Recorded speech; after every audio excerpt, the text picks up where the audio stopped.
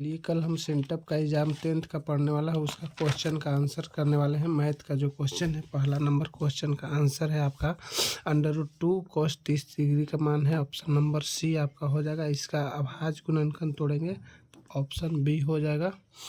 और इसका तीसरा नंबर क्वेश्चन, अगर दो संख्याओं का लसामसा दिया गया है 221 तथा 4, ये पहली संख्या 17 दिया गया है, अगर इसको निकालेंगे तो गुना कर लेंगे तो आपका पहली संख्या गुने लसा गुने मसा बराबर पहली संख्या गुने दूसरी संख्या के फार्मूला पर बना लेंगे। ऑप्शन नंबर डी हो जाएगा।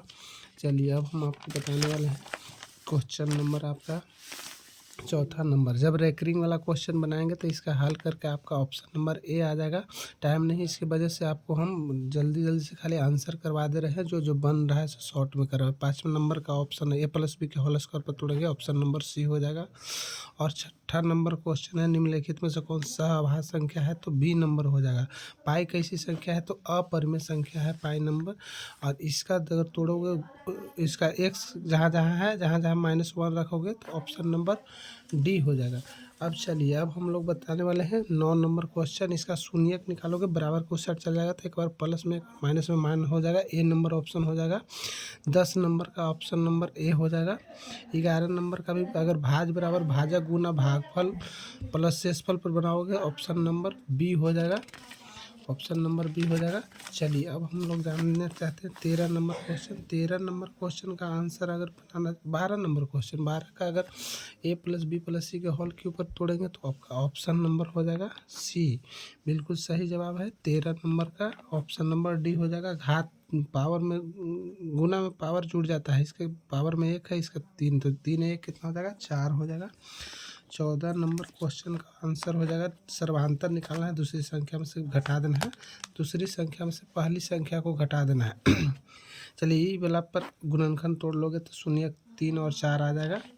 चलिए नेक्स्ट अब हम लोग देखेंगे 16 नंबर। 16 नंबर का भी अगर सॉल्यूशन करेंगे तो आपका AQ माइनस BQ का फार्मूला तोड़ेंगे तो आपका आंसर ई बच जाएगा। A-B से तो A-B कट ही जाएगा।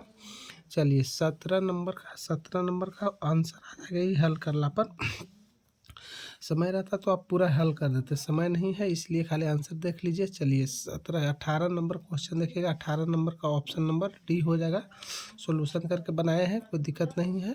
19 का आपका वास्तविक और असमान हो जाएगा। 20 नंबर का बी नंबर हो जाएगा। 5.6 नंबर हो जाएगा आंसर, 20 का आंसर हो जाएगा। कल एकदम 100% यही वाला क्वेश्चन हूबहू क्वेश्चन रहेगा, एक भी एकदम नहीं में अति करेगा। चलिए आपका 21 नंबर क्वेश्चन है। 21 नंबर का सी हो जाएगा। 22 नंबर का भी सी आंसर हो जाएगा। 23 का भी सी हो जाएगा। 24 नंबर क्वेश्चन का आंसर हो जाएगा ए। 24 नंबर का आंसर हो जाएगा। सब एक ही प्रश्न बनाएंगे और कुछ अलग त्रिकोणमिति भी बता देते हैं। चलिए त्रिकोणमिति भी बता देते हैं। चलिए 25-30 तक बता देते हैं। इसका बी हो जाएगा आंसर। और इसका जब गुणनखंड तोड़ोगे तो डी आंसर हो जाएगा। 28 नंबर का बी आंसर हो जाएगा। 29 नंबर का ए हो जाएगा। 30 को बता देते हैं, इसमें से 30 से गुना ज़्यादा। चलिए 30 को ही 30 नंबर क्वेश्चन देखोगे, जब पूरा क्वेश्चन पढ़ोगे ना तो इसका आंसर आ जाएगा। केवल अनंत हल A1/A2 बराबर B1/B2 बराबर C1/C2 होता है अनंत हल के लिए। चलिए 31 नंबर का सी हो जाएगा। मूल बिंदु 0 0 होता है, एक्स का भी मान।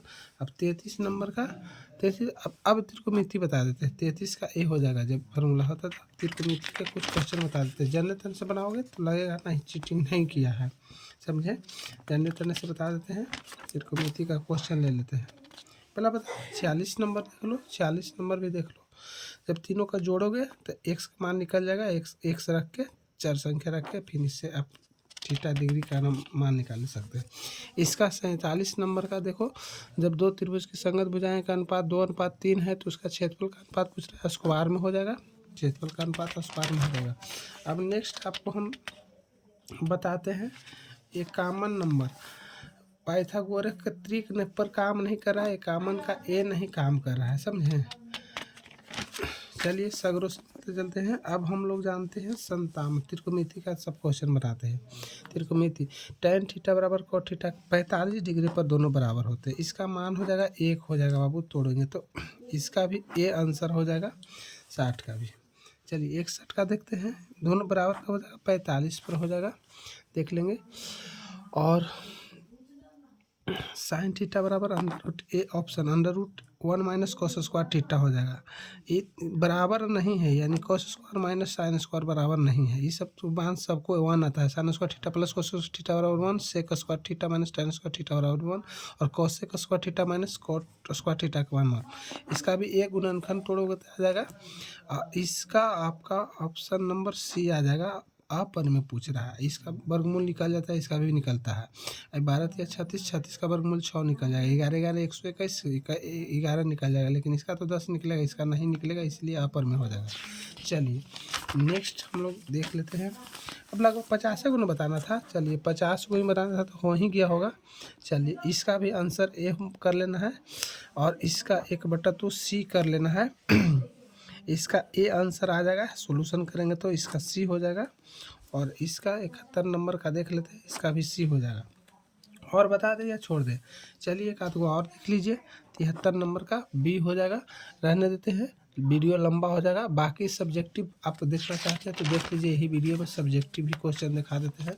सब्जेक्टिव वाला देख लीजिए, 5 नंबर वाला में सब्जेक्टिव ही यही वाला क्वेश्चन आएगा बाबू, हूबहू आएगा। चलिए यहाँ पर देख लीजिए, सब्जेक्टिव क्वेश्चन आपका दिखा दिया गया है। देख लीजिए किस टाइप का सब्जेक्टिव रहेगा। चलिए और देख लेना है 2 नंबर वाला, सब क्वेश्चन है 2 नंबर वाला, 2 नंबर वाला क्वेश्चन है। चलिए हल कर देते, समय रहता तो, समय नहीं है। थैंक यू, रहने दीजिए, चैनल को सब्सक्राइब कर लीजिएगा।